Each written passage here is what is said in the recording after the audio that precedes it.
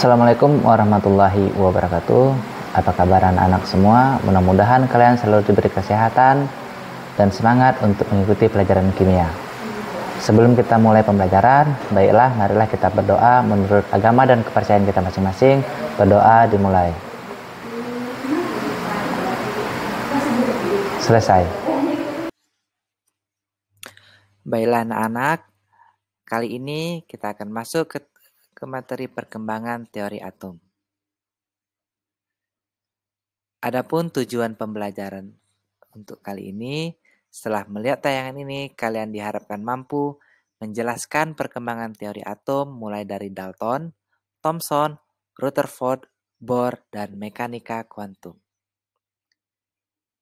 Selain itu, ada profil pelajar Pancasila yang akan dibentuk. Diharapkan kalian mampu menjadi pribadi yang bernalar kritis, kreatif, bergotong royong, beriman, bertakwa kepada Tuhan Yang Maha Esa. Baiklah, kita masuk ke teori atom Dalton, yaitu teori atom yang pertama, John Dalton, ilmuwan asal Inggris pada tahun 1808, mengemukakan tentang atom yang memuat 5 pernyataan. 5 pernyataan tersebut adalah yang pertama, materi terdiri atas atom yang tidak dapat dibagi lagi. Yang kedua, semua atom dari unsur kimia tertentu mempunyai massa yang sama, begitu pula semua sifat lainnya. Yang ketiga, unsur kimia lain akan memiliki jenis atom yang berbeda. Yang keempat, atom tidak dapat dihancurkan dan tidak dapat diubah selama reaksi kimia. Dan yang terakhir, suatu senyawa terbentuk dari unsur-unsurnya melalui penggabungan atom tidak sejenis dengan perbandingan yang sederhana. Jadi, menurut teori atom Dalton, dapat diilustrasikan seperti suatu bola pejal yang tidak bermuatan, seperti yang tampak pada gambar. Adapun kelebihan dan kelemahannya dari teori atom Dalton, untuk kelebihan yang pertama, dapat menerangkan hukum kekekalan massa atau hukum Lavoisier. Yang kedua, dapat menerangkan hukum perbandingan tetap atau hukum Proust. Untuk kelemahannya, yang pertama, Dalton tidak dapat menerangkan sifat listrik atom. Yang kedua, pada kenyataannya, atom dapat dibagi lagi menjadi partikel yang lebih kecil yang disebut partikel subatomik. Kita masuk ke teori atom yang kedua, yaitu teori atom Thomson. Joseph John Thomson, fisikawan asal Inggris, menemukan suatu partikel bermuatan negatif yang sangat lebih ringan daripada atom melalui percobaan sinar katode. Jadi menurut Thomson, atom terdiri atas materi bermuatan positif dan di dalamnya tersebar elektron bagaikan kismis dalam roti kismis. Secara keseluruhan, atom bersifat netral. Kita lihat gambar model atom Thomson. Lebih dikenal sebagai model atom roti kismis. Jadi, sinar katoda yang bermuatan negatif yang ditemukan oleh Thomson selanjutnya dinamai dengan elektron. Thomson memperlihatkan bahwa elektron merupakan partikel subatomik. Adapun kelebihan dan kelemahan dari teori atom Thomson, untuk kelebihan yang pertama dapat menerangkan adanya partikel yang lebih kecil dari atom yang disebut partikel subatomik. Yang kedua, dapat menerangkan sifat listrik atom. Untuk kelemahan, Thomson tidak dapat menerangkan fenomena penghamburan sinar alfa pada lempeng tipis emas yang dilakukan oleh Rutherford. Teori atom yang ketiga yaitu teori atom Rutherford.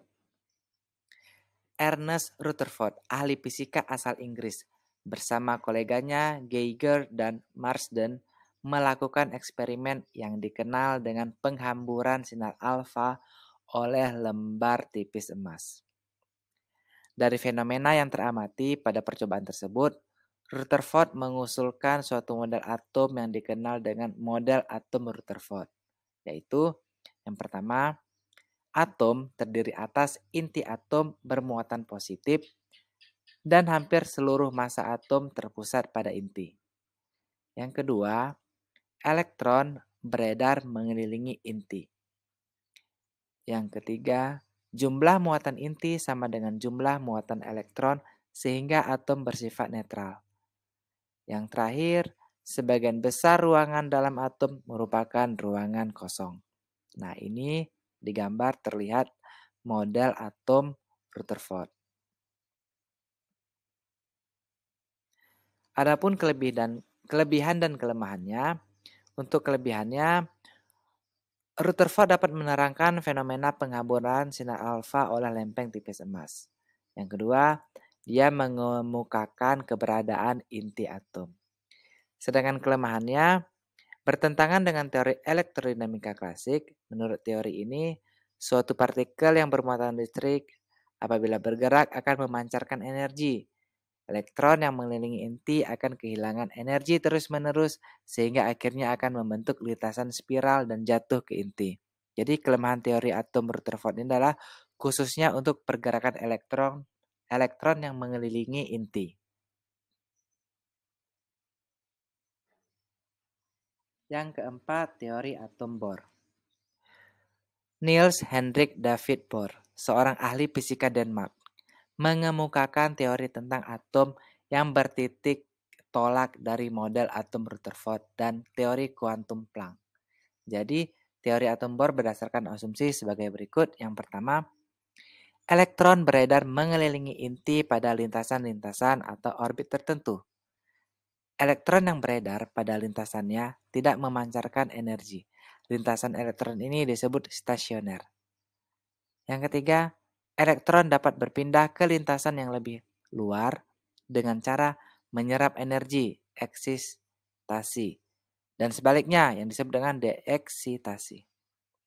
Yang terakhir, energi yang dipancarkan atau diserap ketika terjadi transisi elektron terekam sebagai spektrum atom.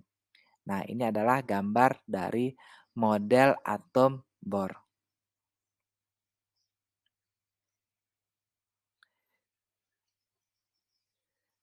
Untuk kelebihan dan kelemahan dari teori atom Bohr, untuk kelebihannya, Bohr bisa mengaplikasikan teori kuantum untuk menjawab kesulitan dalam model atom Rutherford.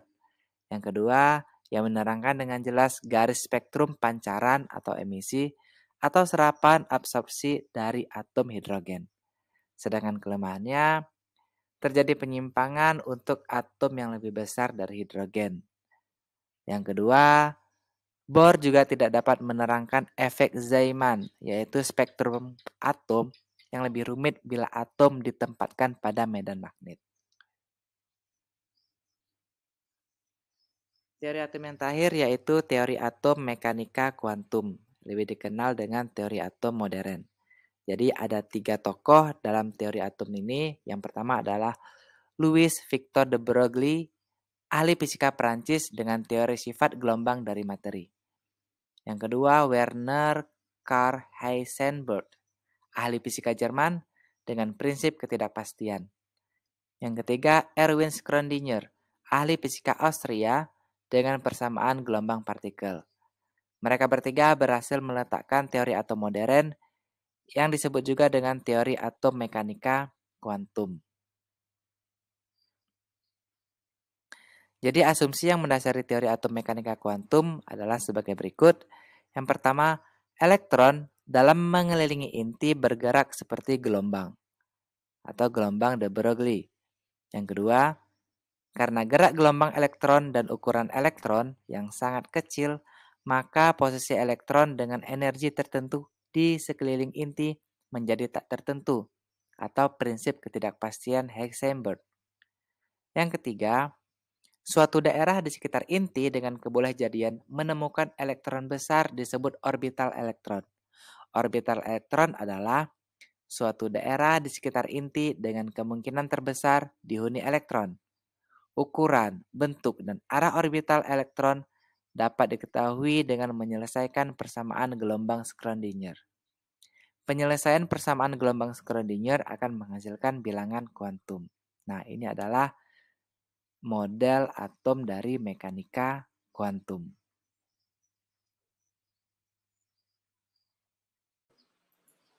Bagaimana anak-anak? Apakah kalian sudah paham tentang perkembangan teori atom, mulai dari teori atom Dalton sampai mekanika kuantum?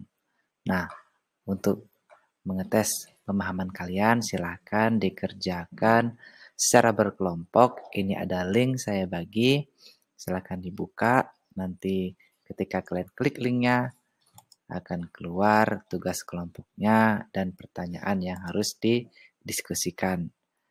Nah, berikut pertanyaannya, eksperimen Rutherford dilakukan dengan cara menembakkan partikel alfa ke lempeng logam emas tipis. Eksperimen itu menunjukkan sebagian besar nilai alfa diteruskan seolah-olah melewati ruang kosong. Bagaimanakah Rutherford menjelaskan hal itu? Silakan didiskusikan secara berkelompok. Nah, untuk minggu depan kita akan masuk ke materi baru tentang partikel dasar penyusun atom. Demikian pembelajaran kita pada kali ini. Sebelum kita tutup pembelajaran, marilah kita berdoa menurut kepercayaan masing-masing. Berdoa dimulai.